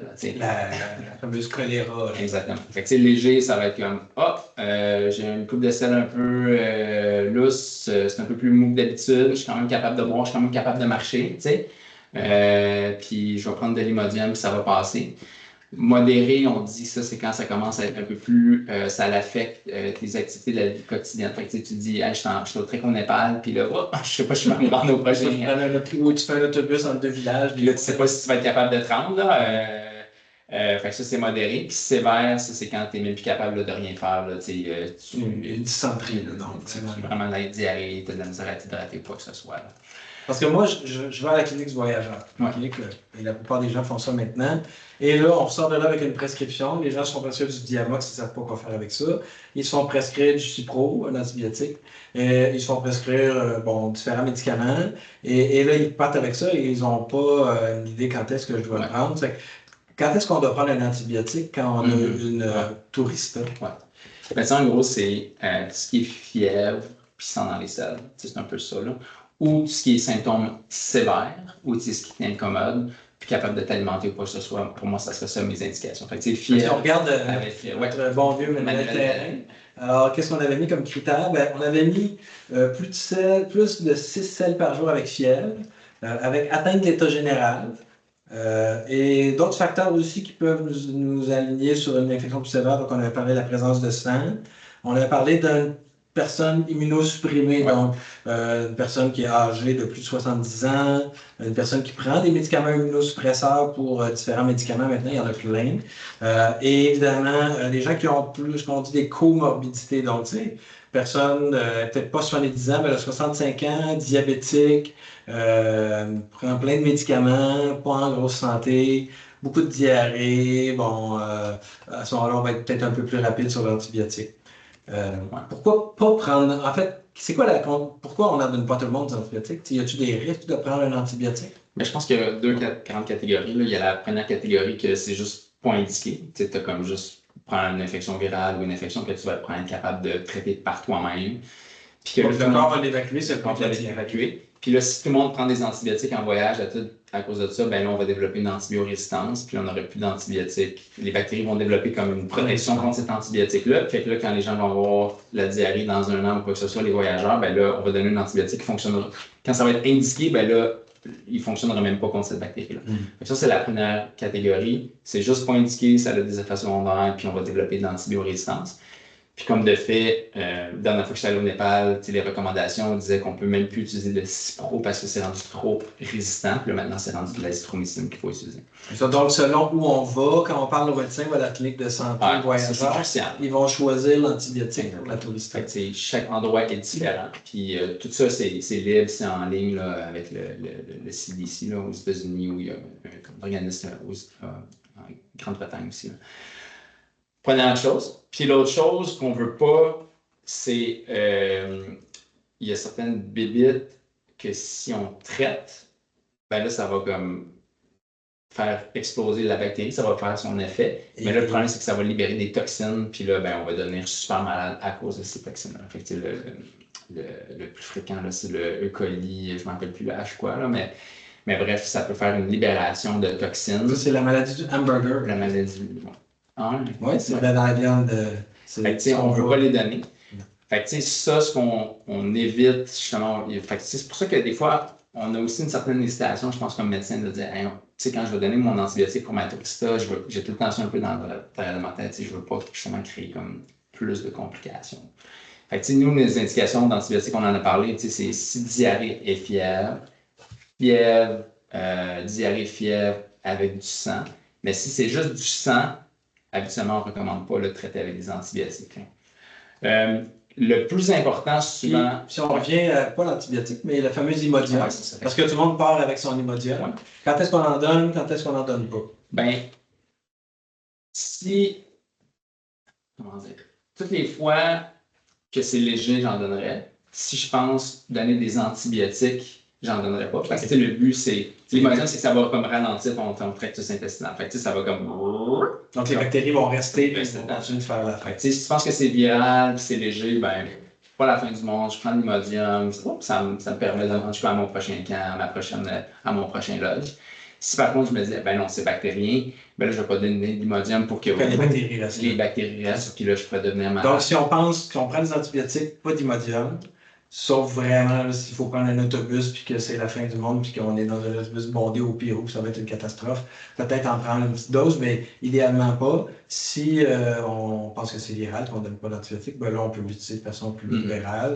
Encore là, il ne faut pas l'abuser parce que ça paralyse l'intestin. Ça peut paralyser l'intestin. Fait il y a des doses, là, on prend 4 mg initialement, puis après chaque 7. Je pense que l'important souvent, c'est de s'assurer que la personne est bien hydratée. Là. Fait que, trouver des sels de réhydratation, quoi que ce soit, pour que la personne continue à boire pour justement qu'elle soit capable d'être hydratée. Puis, je pense qu'après ça, la plus grande chose dans ces cas-là, ben, c'est de ne pas être infecté après m'avoir fait la prévention. Fait la bonne hygiène là, quand on part en expédition. Le lavage des mains avant de manger. En anglais, c'était quoi? C'était peel, cook, and il y avait comme une espèce de... Donc, peler, cuire. Peler, cuire ou cuit. Peler, cuire, ou... en tout cas, bref. Tout ce qu'un aliment, tu ne vas pas prendre une pomme qui était sur un comptoir, ben oui, tu vas la prendre, mais tu la nettoies avec de l'eau que justement que tu fais confiance. Une banane, c'est un bel exemple de tu l'as pelé ou tu as cuit un aliment. Éviter les buffets, les sauces là, fortes là, qui prennent sur la C'est sûr que, bon, évidemment, là, on entre dans la philosophie du voyageur et chacun va choisir son niveau de risque selon son expérience ou selon ce qu'il a vécu. Parce que oui, le street food, ça peut être vraiment trippant. Quelqu'un qui va pour une aventure, qui ça fait des années, ou qui a dépensé une fortune pour son voyage, son but c'est une expédition pour faire un sommet, ben le street food, peut-être attendre d'avoir fini l'expédition avant de l'expérimenter parce que vous pouvez gâcher tout votre voyage. Mais évidemment, parce que c'est un risque plus élevé. Ouais. On est confronté à une nouvelle flore bactérienne, nos intestins ne sont pas habitués, puis notre microbiote ne peut pas dealer avec ça. C'est ça. Mais bon, certaines personnes vont être plus game que d'autres pour essayer ça, mais peut-être pas avant votre expédition. Ouais. Fait que c'est bref, une bonne hygiène, nettoyage des mains, de l'eau traitée. Si c'est des choses qu'on ne peut pas peler ou cuire, ben justement de les nettoyer avec de l'eau qui a été traitée. Fait que c'est pas mal ça. Les red flags, on en a parlé, sang dans les selles, trop de fièvre, puis aussi une diarrhée chronique. Là. Fait que ça fait 6 semaines que tu reviens du Népal, t'as encore de la diarrhée. En général, ça tombe normal. Non, mais ça, c'est une autre histoire, effectivement. Quand tu as des diarrhées, tu reviens de voyage, tu n'es pas très malade, mais ça fait 14 jours que ça dure. Il faut faire des cultures de sel. Donc, il faut consulter parce que ça peut être un parasite. Il y a des parasites, notamment la candidiase. Oui, on peut avoir une salmonelle un peu chronique. Je pense que quand on a plus que 14 jours de diarrhée, avant de prendre des antibiotiques de façon empirique, surtout si on n'est pas en train de se déshydrater et de mourir, il faut consulter, ça prend des cultures de sel. Et là, ça peut prendre même plusieurs jours avant d'avoir des résultats, mais à l'occasion, on va donc trouver une giardiase, cryptosporidium, etc., qui sont des parasites, où on va trouver donc parfois même une bactérie. Et là, on va traiter, mais en sachant ce qu'on traite. La morale de cette histoire, c'est ça. Si vous revenez de voyage, diarrhée 3-4 jours, on s'en fout, on attend un peu que ça passe, on recommence à manger, on prend des probiotiques. Mais si ça ne se passe pas, ça fait plus de 10-14 jours où c'est vraiment incommodant ou même de plus en plus inquiétant, là, on doit consulter. Ça va, ça? Oui, tout à fait. Je pense que ça fait un peu le tour là, des grandes catégories qu'on voulait parler. Juste encore une fois, une espèce de peut-être un peu un wrap-up par rapport aux infections sévères. Comme on en a parlé, infections sévères, infections confirmées ou suspectées, atteinte de l'état général. Si on fait ça de la tête aux pieds, méningite, encéphalite, les gens vont avoir mal à la tête, vont avoir une rigidité au niveau du cou, ils n'ont pas de l'air bien. Altération de l'état de conscience, ils sont confus. Ils peuvent convulser. Bref, ça, vous allez savoir assez vite. Ça, c'est sévère. C'est ça. Les drapeaux rouges sont allumés tous. Une infection au niveau de la gorge, on en a parlé. Là. Fait que, si tu as un trisomie, tu n'es pas capable d'ouvrir, fermer ta bouche, tu n'es pas capable de bouger ton cou là, dans un contexte d'infection au niveau de ta gorge, au niveau de l'otite aussi. Puis ça, c'est le point aussi. Là. Si tu viens pour un mal de gorge ou une douleur au niveau du cou, c'est une bonne habitude de faire un bon examen de la tête, des oreilles, derrière les oreilles. Tu bouges les oreilles. Tu regardes le cou, tu regardes bien la gorge. C'est ça pour les infections au niveau de la gorge puis de la sphère ORL. On n'a pas parlé des pneumonies, mais tout crachat, fièvre, dans un état d'altération, dans un contexte de choc aussi, c'est un drapeau rouge. On a parlé de sepsis, choc, infection sévère avec altération, hypoperfusion au niveau des organes. La personne va être confuse, va être marbrée, vraiment la peau qui est quasiment bleutée, qui est tachycarde, un point en haut de sang. Qui n'a pas de l'air bien, tu regardes son refil capillaire, là, tu pèses sur son doigt, puis là, moi quand je regarde, là, mon refil capillaire il est quasiment instantané, mais s'il est prolongé, ça prend plus que 2 secondes avant que le sang revienne. Patient infection là, qui urine beaucoup moins ou qui urine plus, ça c'est un signe de choc aussi. On parle au niveau des infections cutanées, trauma pénétrant, fasciite nécrosante à la bactérie mangeuse de chair, douleur disproportionnée, engourdissement, fièvre élevée, frisson solennel, puis c'est ça, tout ce qui est post-opératoire. Puis c'est ça, le trauma pénétrant, là, je pense que dans les mines, dans les camps, ça peut être quand même assez fréquent, la déflagration, il y a plein de produits, de la grosse machinerie, peut-être plié sur un clou, que ci, de ça. Il faut quand même avoir là, les œillères ouvertes. Ou un empalement avec une branche, ça c'est fréquent. Les gens vont enlever la branche, mais là il reste plein de débris. Et là, c'est profond. On peut plus ou moins bien irriguer parce que c'est un trou. Alors ça, il ne faut pas boucher le trou. Et je pense qu'il faut considérer le tétanos, la vaccination, on en a parlé. Et il faut débuter des antibiotiques le plus rapidement possible, mais pensez évacuer la personne parce que probablement que ça va s'infecter. C'est un bon point. Ce qu'on appelle organique, là, biologique, là, vivant. Bref, là, la branche d'arbre, c'est un organisme qui est vivant. Ça a plus tendance à s'infecter versus une mine de crayon. Mon père me parle encore de sa mine de crayon qu'il a eu quand il était jeune. Ça, c'est pas organique. Ça, c'est comme un morceau de... Ou un morceau de métal. Un petit morceau de métal, un éclat de métal. Des fois, on frappe métal sur métal, pouf, ça rentre dans la peau. Puis même nous, à l'urgence, des fois, c'est compliqué d'aller les chercher. On les laisse là souvent, puis c'est stérile et c'est rare que ça va s'infecter. Puis, c'est ça, ce qui est organique versus non-organique. Non-organique, je pense qu'on se fait un devoir de l'enlever. Mais si on n'est pas capable, c'est pas la fin du monde, versus organique, ça va se faut vraiment nettoyer. Puis ça va être dur à nettoyer, ça va être dur. La bouche est comme, c'est défait en morceaux. Fait que ça, c'est pour les drapeaux rouges. Je pense qu'on devrait finir en parlant là, des antibiotiques. Là. Les gens disent tout le temps quel antibiotique est-ce que j'amène. Puis, ben, la réponse plate, c'est ça. Je sais qu'on va rallonger, je suis désolé. Parce qu'effectivement, on n'a pas couvert la pneumonie, mais ça m'a amené quand même juste à quelques. Tu sais, on ne va pas parler de la pneumonie en long et en large parce qu'on va rajouter une autre heure.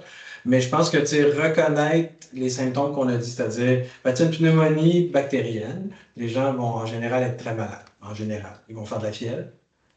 Ils vont avoir souvent de la difficulté à respirer, que ce soit à cause d'une douleur ou que ce soit parce qu'ils sont essoufflés un peu plus. Ils vont avoir de la toux, ils vont cracher souvent, puis des fois, ils vont cracher des expectorations colorées. Fait que, tu sais, je pense que. Jaune, vert. Tu sais, on n'en marquera pas, là, un peu comme dans la sinusite puis l'otite, la bronchite versus la pneumonie. On va focuser vraiment sur la pneumonie, c'est-à-dire, tu sais, les signes classiques, c'est fièvre, douleur thoracique qui varie avec la respiration, crachat, tout. Et si on a ça, cette constellation-là, je pense qu'on peut, de façon de suspecter fortement une pneumonie, puis initier un traitement ou appeler un médecin en télémédecine ou autre, et qui, lui, va probablement débuter un traitement dans le contexte. Mais oui, le diagnostic demeure fait maintenant avec un rayon X qu'on n'a pas accès. Pneumonie bactérienne. Donc, on a fermé la parenthèse. Les antibiotiques, ça, c'est tout le temps la question, quel antibiotique j'apporte en expédition, quel antibiotique on apporte là, en région éloignée, isolée. Puis, ben, c'est ça. La question, c'est que ça dépend. Ça dépend de plein d'affaires. Ça dépend de la destination. Ça va être quoi les bébites là, dans ce coin-là. Ça dépend aussi de l'isolation. Quelqu'un qui s'en va en expédition en Antarctique, puis on sait qu'il ne va pas pouvoir l'évacuer pendant comme 2 semaines, ben là, je vais peut-être y aller de manière un peu plus agressive, plus large spectre pour m'assurer que je vais couvrir pas mal tout. Puis ça va jusqu'à l'appendicite, quelqu'un qui aurait pu se péter une appendicite là, pendant son expédition. Ça, c'est je n'écrirai pas de parenthèse ici, mais ça me tente. Puis du niveau aussi, je mets ça quand même là, du niveau du professionnel de la santé aussi en termes de, après ça, comment tout ce que l'évaluation va être approfondie en termes de choix d'antibiotiques. Puis souvent, ça va être majoritairement là, des antibiotiques par la bouche qu'on va utiliser. Puis là, tantôt, on parlait de large spectre versus faible spectre pour les antibiotiques. Fait que, on a une infection avec une bactérie X, on veut l'antibiotique qui va agir le plus possible sur le X et non pas le YZ. Puis là, ce qui est passe, c'est qu'en expédition par région éloignée, on veut un peu diverger de ce principe-là, parce que là, on veut un antibiotique qui va être ciblé par rapport aux infections qu'on voit souvent. Mais en même temps, souvent, on a un compromis en termes de matériel qu'on peut apporter, en termes de poids, en termes d'espace. Puis il y a aussi la réaction au froid et la chaleur aussi. Le coût aussi, là, tu peux pas amener 50 millions de médicaments puis d'antibiotiques, c'est des expéditions des fois qui coûtent cher, il y a plein de matériel en termes de transport. Bref, tout ça pour dire qu'on va être des fois limité en termes d'espace et de choix qu'on peut amener. Fait que là, malheureusement, on va prendre des antibiotiques qui vont agir sur le plus d'affaires possible. Pour en avoir le moins possible. Fait que là, on va comme un peu jongler là, avec ça. Là. Puis là, souvent, les antibiotiques qu'on amène le plus souvent, on en a parlé, c'est l'amoxicilline, clavulanate, fait que le clavulin. Excellent antibiotique dans la famille là, des pénicillines. Parce que tu sais, si on regarde vite fait, là, tout ce qui est la sphère ORL, le clavulin va fonctionner très bien. Tout ce qui est la flore cutanée va fonctionner infection urinaire, pulmonaire. On est sur la sauce, tu tapes un appendicite. Moi, j'ai traité ma mère avec un appendicite. Sans le savoir, là, parce qu'on ne traite pas nos parents d'habitude, mais bref, elle avait eu une douleur abdominale, on l'avait initiée, puis évidemment, elle a été vue par son médecin, et c'était une appendicite, puis elle était guérie finalement, donc ils n'ont pas eu besoin de l'opérer. Tu sais que dans certains pays, on traite de manière conservatoire, là, avec un suivi rapproché, bien sûr. Fait que, le clavulin, amoxicilline, clavulanate. Mais le défaut du clavulin, il y en a un défaut. Ben, c'est des grosses pilules. Non, c'est que le clavulin, moi j'ai appris ça par une présentation de nos collègues, le docteur Stephen Roy, qui avait présenté sur ça à l'Association canadienne des médecins en région isolée il y a 2 ans. Et malheureusement, le clavulin est thermosensible. Donc, c'est un antibiotique qui va perdre beaucoup de sa force et de sa puissance s'il est exposé à la chaleur extrême ou au froid extrême. Malheureusement, c'est ce qui arrive souvent dans nos environnements. Donc, le bémol du clavulin, c'est que si vous êtes dans un environnement qui est à température contrôlée, ça demeure proche. Si vous avez un seul antibiotique à amener, personne n'a d'allergie à la pénicilline dans votre groupe, c'est juste un antibiotique. Je pense qu'avec du clavulin, on peut couvrir plein de choses. C'est probablement le meilleur antibiotique. Si cet antibiotique-là va être exposé au froid ou à la chaleur, malheureusement, ce n'est plus le meilleur antibiotique. C'est là qu'on va être obligé d'aller vers d'autres antibiotiques. Ou si, évidemment, dans le groupe, il y a quelqu'un qui a une allergie à la pénicilline, ben, on ne peut pas donner de clavulin. Fait qu'on va dire que le clavulin demeure un très bon médicament. Il devrait faire partie de l'arsenal du voyageur qui s'en va en région isolée, mais qui peut garder une température contrôlée. Parce que le risque étant d'avoir un antibiotique qui ne fonctionne pas, donc c'est pas terrible. Donc, si on ne peut pas donner le clavulin, c'est quoi les autres choix? Oui, puis non seulement si on ne peut pas le donner, mais aussi, je pense que ça fait partie d'un armada. Là. Ben là, c'est là qu'on donne. L'autre antibiotique un peu couvre tout, là, je pense, qui est intéressant, c'est le Levaquin, la lévofloxacine, qui est une fluoroquinolone respiratoire qui traite respiratoire. Ça traite les infections pulmonaires super bien, ça traite les infections urinaires aussi, cutanées, pneumonie, ORL. Fait que, ça traite. Cutanées, je ne savais pas. Dans certains cas, là. Ah, c'est ça. Fait que, c'est super large spectre. Par contre, c'est un antibiotique qu'on utilise de moins en moins à cause qu'il y a beaucoup d'effets secondaires. Notamment le fameux C. difficile. Les infections aussi, des effets secondaires psychiatriques. Ce qui est intéressant, en Islande, on utilisait quasiment zéro fluoroquinolone respiratoire. C'était un peu comme tandis qu'au Québec, on l'utilise un peu plus. Là. Parce que l'autre fluoroquinolone qui est très, très populaire, que tout le monde part presque avec son voyage, c'est le Cipro. Mais il ne couvre pas les infections respiratoires. Il ne couvre pas très bien les infections cutanées. Tu sais, le Cipro, dans le fond, son indication principale, c'est pour l'infection urinaire et l'entérite infectieuse quand il n'y a pas de résistance. Puis, c'est quoi le défaut du Cipro aussi? Ça, c'est une petite particularité, mais ça a été décrit beaucoup avec des problèmes musculo-tendineux, notamment des déchirures de tendons, notamment du tendon d'Achille. Il n'y a pas un lien de cause à effet direct, mais il y a une incidence plus élevée. Donc, effectivement, moi, c'est pas un choix chez les gens qui vont, comme médecin du sport, les gens qui vont faire des expéditions. Le Cipro, pour moi, n'est pas un bon choix à cause de cette particularité-là. Mais c'est un excellent antibiotique pour les infections urinaires. Fait que, le clavulin va couvrir aussi pour les infections urinaires, mais le Cipro, ça pourrait être un bel outil là, par rapport à ça. Les autres antibiotiques que je trouve intéressants, c'est le TMP-SMX, le Septra. Fait que, les infections urinaires, cellulite aussi. Fait que c'est deux choses fréquentes en expédition. Un peu plus de résistance, par contre. Un peu plus de résistance. Il peut y avoir des réactions. Notamment l'exposition au soleil, si on prend du Septra. Aussi des infections sévères, cutanées, Steven Johnson et compagnie, ce qui est rare, mais comme un peu plus haut avec le Septra. L'avantage du Septra que j'aime, c'est que, tu sais, mettons qu'on prend l'expédition puis personne n'a d'allergie, mais ça se peut que quelqu'un, pendant l'expédition, il donne du clavulin puis il développe une allergie. Fait que là, on est un peu fait. Cette personne-là, on est un peu mal pris. Fait que moi, j'aime quand même l'idée d'avoir différentes classes d'antibiothérapie, puis on va jongler là-dedans. Fait que le Septra est intéressant parce que là, si tu as une allergie à la pénicilline, ben là, on peut dire j'utilise ça. L'autre antibiotique qui est dans une autre catégorie qui a été vraiment plus populaire il y a 5-10 ans, puis là un peu moins, c'est la doxycycline. On traitait les pneumonies atypiques, les infections urinaires, les infections cutanées avec le sang. On peut même le donner pour les otites. Je voyais ça en préparant la présentation. Fait que ça, c'est intéressant. Par contre, il faut protéger par rapport au soleil avec beaucoup de réactions d'hypersensibilité.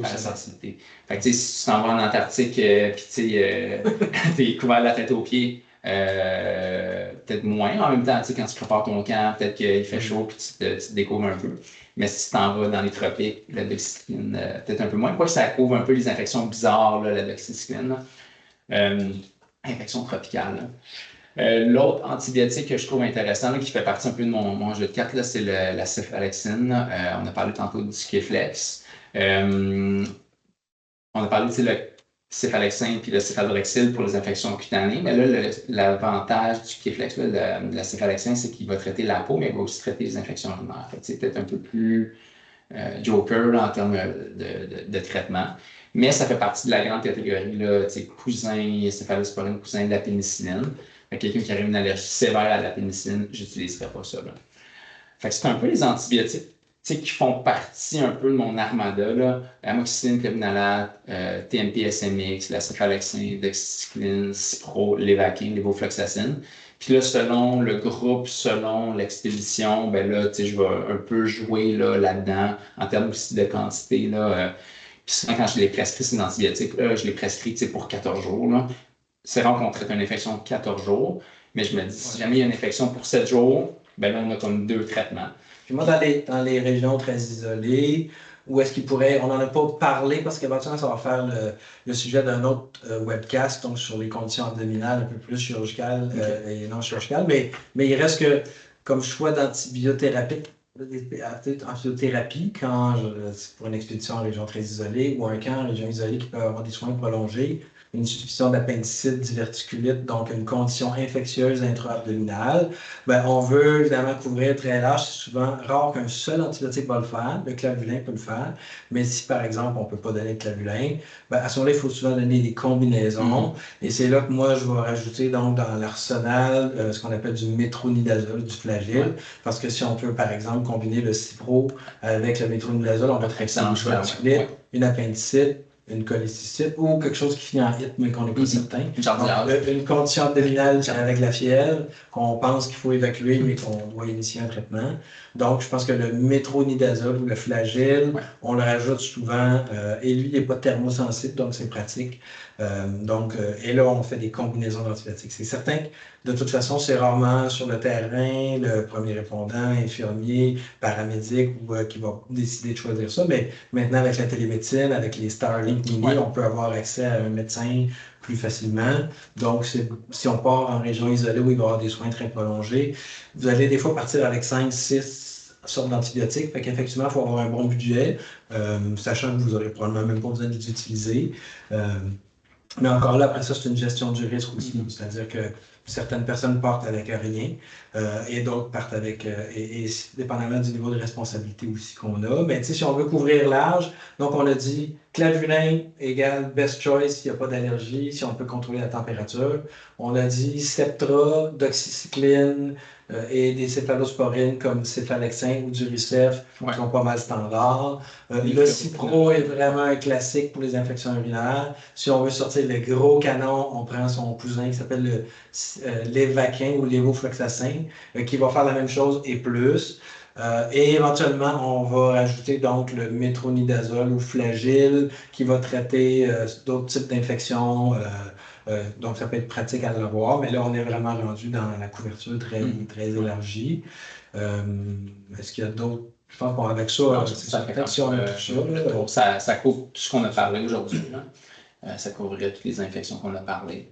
Après ça, dans les trucs, ben c'est ça. Là, moi, souvent, on reçoit comme ça en flacon. Souvent, je les mets dans des sacs Ziploc. Important de garder les prescriptions aussi, là, la preuve, là, comme ça, quand tu arrives dans un pays et tu as comme tas de pilules dans ton sac, ben, au moins tu as la preuve que c'est une prescription.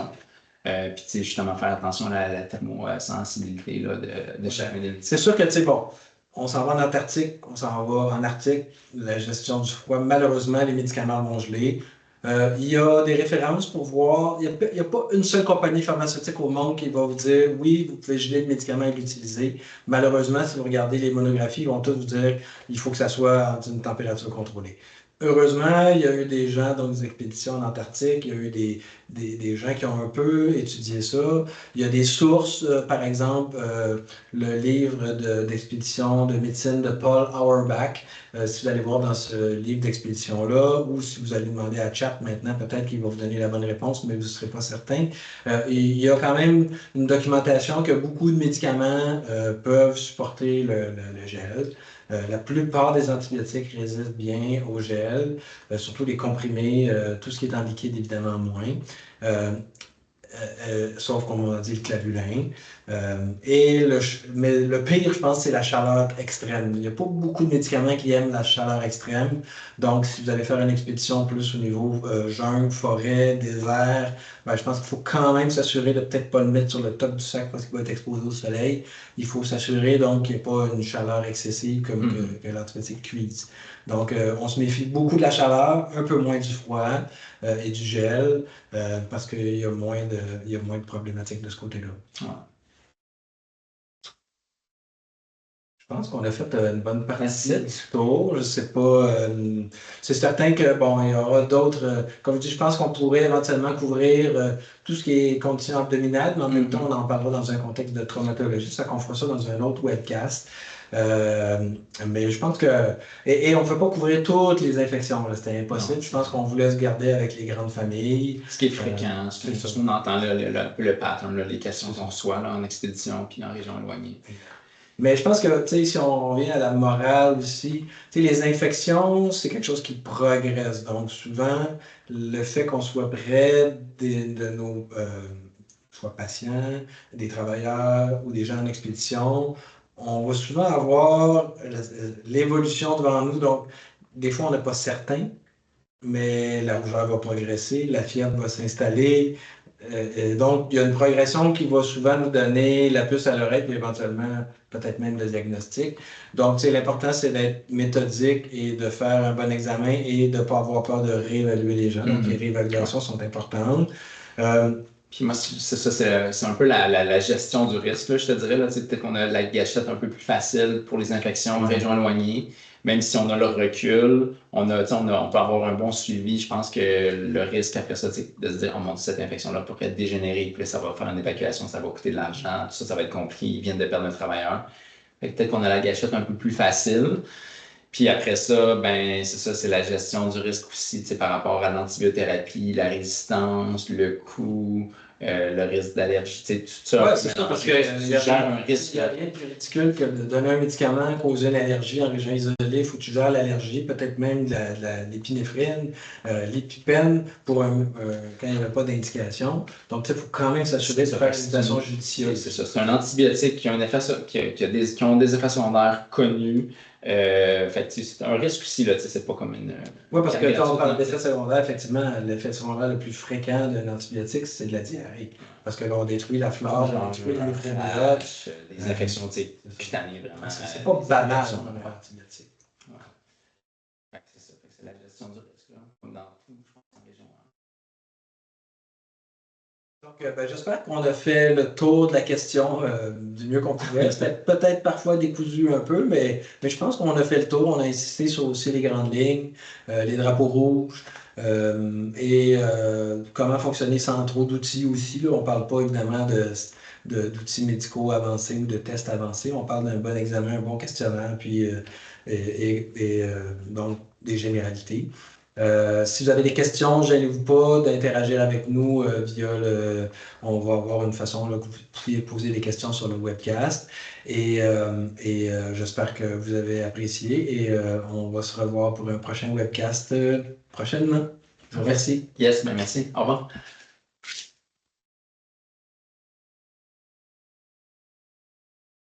Bon, j'ai chaud.